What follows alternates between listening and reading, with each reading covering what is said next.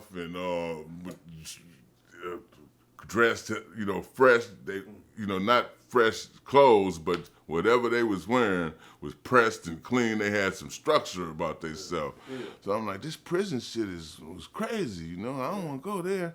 So, and then I heard about George Jackson. I always read about George Jackson, and they welded George Jackson's doors shut for like 5 years. You know what I'm saying? Wow. Welded his doors shut, so he didn't even come out of his cell for 5 years.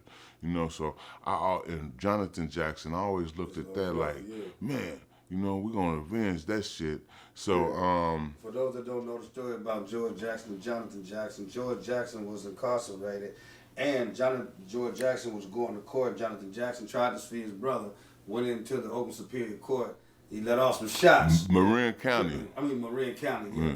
He let off some shots. They ended up killing him, but he was trying to bring his brother up out of there. Yeah, they duct taped the judge and the district attorneys, duct taped the shotgun to them and got them out of the courtroom in the van. They shot up the van, killed the judge, and everybody. You know what I'm saying? We ain't gonna even do nothing. Jonathan was 17 too. He was 17 years old. Yeah. Jonathan Jackson. Going to get his go get your bigger brother out. Pop talk about it. Let's, Yeah, first, going to prison and seeing a man who liked women, you know what I'm saying? Seeing all these homosexuals, and then not only is they gay, but there's some tough gay motherfuckers, Then they had their stories about what was the big guy? Purple Passion. Knock you out. Knock you out and sit on you. You know what I'm saying? Your dick. You wake up, your motherfucking ankles around your pants around your ankles and your dick moist. Yeah, so that was that. I didn't like that.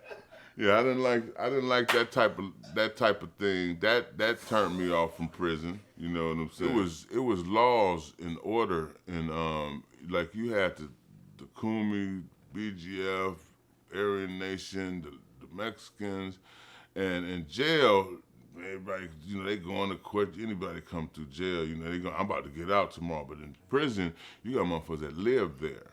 So, you come into somebody's house, you got to respect the laws and the rules and the established rules, or it's going to be an all-out war and somebody going to get killed. You know what I'm saying? They would kill you in prison. In jail, you get beat up, hit with a mop wringer, lock in the sock or something, you know what I'm saying? And you going to go home. But in prison, these niggas already got 3 life sentences. And they got knives this long. You know what I'm saying? My first sentence was 16 months. So I did like 8 months the first time I went to prison. I went from Santa Rita, came across that bridge to San Quentin. They come get you. And they dress you in them jumpsuits, put you on the Grey Goose, you know what I'm saying, give you a bag lunch. The niggas say, "Where's the juice?" They say the juice is in the apple. They send your ass across that motherfucking water, that pretty ass. San Quentin is actually beautiful outside San Quentin. Yeah, so you coming across the water and that motherfucker start popping up. Dracula's Castle. It looked like a goddamn horror movie. The last time I went, I ended up going to H Unit, and then I went to the camp. The camp was sweet. You know what I'm saying? We had brothers going outside on the cleanup crew, bringing back Hennessy and vodka and bags of weed, and we was living over there. We had dumbbells when they couldn't have dumbbells, microwave oven, you know what I'm saying? So I used to be a cameraman up at Main Visiting. So, when Tukey Williams then was getting his visits, I would make sure his lawyer, the lady used to come visit him, have all her stuff, make sure Tukey was taken care of. I seen the Night Stalker getting his visits, Kerry Stainer. We used to clean up East Block. East Block used to smell like hell. So I used to buff them damn floors like a motherfucker. And by then, we was buff because we had a 150-pound dumbbell. And we utilized that sucker to the fullest. So that's when my arms really started getting big. My chest, I started doing pull-ups, and we was really strong. So I put on them jumpsuits and had to get my hair cut and come up to main visit, and they dropping new phone numbers on the floor. You know what I'm saying? And I'm going back with ice cream and soda all down my pants, you know what I'm saying? The CO wanted to check a nigga, you know. She wanted to strip search. They said, we don't strip search them down there. She said, I'm like, let her strip search me. But I'm talking dirty to one of the COs one time about some porno shit. The police come like, what y'all talking about? I'm like, nothing. He go, so I'm like, so that's how that was. So I got comfortable. At the end, I got comfortable. One time I went to prison and my brother was my cellie. Zoe was my cellie. I ended up going to Pleasant Valley. He had been doing 5 years. I hadn't seen him in 5 years, and he had got stabbed up in Pelican Bay in a big riot 15 times. The Mexicans jumped on my brother, stabbed him, but he fought their ass off. So I ended up seeing him on that joke, and we became cellies, and I ended up getting my GED, you know what I'm saying? And I went home. That was the first time I tried to change. That's when I embraced Islam. But that was the first time I tried to change. But then I went home and got into some motherfucking trouble. I think I shook a big ass truck, and the truck was sitting on Foothill for about 2 hours. I'm like, this truck ain't right.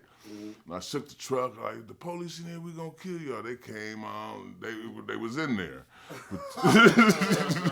I grind from 86, 87, all the way to 2000, all the way to 1998. You know, I did that for a long time, man, you know. And I eventually, in 1998, I went to prison. I embraced Islam, and I started. You know, I was able to grow up and wise up. So with this new wisdom, and you know, I was clean. I wasn't getting high. I wasn't drinking. Had read a lot of books. I, investigated living clean. I met some good people in my life. Had a good support system. And I decided to change my life, but I didn't know how. So I had to go, I had to bump my head for about 6, 7 more years. But I seen a lot of order. I seen a lot of, I seen people clean themselves up. You know what I'm saying? Actually, when I got to West Block, as I got used to it, it was cool because it was a relief from being on the streets. The streets, now we glamorize the streets, but during the time that the task force was rolling and you living that life, that shit was hectic, man. You know what I'm saying? So sometimes when I would go to jail, I would be relieved that I was in jail, and especially that I didn't die. You know what I'm saying? Because every year, Oakland have a paper. At the end of the year, they put everybody in the paper who died. I always thought I was going to be in that paper. Ever since I was 14, I always thought I was going to be in that paper. I'm 52 now. So it's a blessing that I made it this far with all my faculties and doing what I'm doing, you know what I'm saying? But I always thought I was going to get killed because it was very dangerous. And the police, man, that situation, you always had to look over your shoulder. I used to know every headlight on the cars in the neighborhood that came around. We'll be in apartments, you got to keep your eye on the corners. You got lookouts on the corner. I'm paying people to stay on the corner every day. You got robbers coming through. You know what I'm saying? It wasn't, I got tired of living that life, man. So sometimes when I would go to jail, I would be relieved, and I set in. So one time I was in San Quentin, I wrote a book, and I wrote this book. It was a real good book. It was a book about a young lady that I knew that got killed. She was 17. They shot her in the face. And I met her one night, and I hooked her up with my family, and she ended up coming up because, you know what I'm saying? So when I went to jail, they were sending me money. And I'm like, okay. So then they write me and tell me that she was walking to the motel, so we used to stay at the Mitchell Motel or the Continental Motel. She walked to the motel after grinding. She got about $5,000 in her pocket. Niggas rock up on her, tell her to break herself. She say, fuck you, and they shoot her in the face. So I wrote the book about her. The book didn't talk about that. The book talked about how I met her, and it ended up how I helped her and how she became successful. And how, it had a lot of game in it. My ex-wife threw the motherfucking book away. That was your first? That was my first bid. How many times total you been to prison? About 5 times. 5 fucking times. Yeah. Yeah. So what about like, is it like, nigga, I need to go to prison, or like you said? No, I was, when you come home, you got $200 gate money. The turf is rolling. Everybody that came up. You know what I'm saying? It's not like I had a job before. You know what I'm saying? So I got to go back. My niggas got 4 zips waiting for me. When I get home. It's a party. Big C home. Here, it's the spot rolling. So I'm grinding all over again. 1988 to 2000, it was nothing but grinding going on. Okay. You know what I'm saying? So I didn't know nothing else. And I didn't want to do nothing else. So that's all we was doing back then. That's all we knew. You know what I'm saying? You get a pistol and started stacking up your armor and stay on that block and hope your ass don't go to jail. Keep your head on the swivel. I got barbed wire scars and nicks and abrasions all over my body from jumping these fences, man. But thank God I made it. Thank God I learned those valuable lessons. I almost got shot over here. I did get shot a couple times. I almost got killed, actually, when the brothers ran up on me. After I had a fight with a brother, he ran up on me with an AK and pulled the trigger. Nothing happened. By the grace of God. Things like that showed me that there was a better purpose in my life. All these things that I went through, I learned from, and we used to listen. We listened to our OGs. We soaked up game back then. So I knew that we couldn't do this forever. So I had to prepare myself for something after this. What, I didn't know, but I knew that I would have to find out eventually, because I couldn't do this forever, or else I'd be up under the cement, up out of here. The last time I went to prison, it was never cool to me. It was just like, I wasn't getting a lot of time, so I was going in for violations and shit like that. I wasn't catching no new cases and shit, so I just kept getting violated because wasn't listening to no parole officer or probation officer or nothing. The last time I went, it was a incident where my brother went to trial for double murder, and his comrades got 200 years and 64 years, and my brother ended up getting acquitted. But while they was going to court, I seen one of their folks, one of the people that was with him, who had became a police informant against him. So I seen him in North Oakland, and he had came to my house one time, and my brother like, man, this is my partner. Take care of him, let him sleep at your house. So he slept at my house, and I cooked steak and eggs and all types of shit. Big ass plate, and feed this fat motherfucker. And this nigga snitched like a motherfucker. Not only did he snitch, he became CI. What is it? Confidential informant. But he was actually overtly working for the police. You better not do nothing to me. I work for the police. Yeah, took it as a badge of honor. Yeah, he took it as a badge of honor. I think he was kind of slow, you know what I'm saying? But so I seen him, and I was like, I knew not to do nothing to him, so I knew not to touch him. And I was like, man, you a bitch, man. You just fucking snitch, nigga. You out there walking around. He was buying a beer or something out the store, and I was buying a pint of Remy. And, I'm like, these bitch ass niggas. So I was bullying him. I knew not to touch him though. Mm-hmm. But he was such a punk. I slapped his money out of his hand, and his money went on the ground, right? And I say, you bitch ass now, I'm going to tell them where you at. You know, because there was some people out that I was going to tell. You know. So I left. A week later, they come and get me. Taz, Vice, all kind of motherfuckers in suits. I'm like, damn, I'm thinking like, who did I kill? You know? And so they get me in the car, and they like, I'm like, man, what did I do? He said, you know why we come? I'm like, now what did I do? He said, you ever heard of so-and-so? I'm like, oh, man, yeah. So I'm thinking, man, I'm about to go home. So when I get downtown, they put me in the homicide room. Now, this was a high-profile case that he was on. So I was tampering with, fucking with this witness. And the district attorney at that time had a hard-on for this case, and he wasn't playing about this case. So they came at me with some shit, man, and I ended up taking it because I could have beat it, too.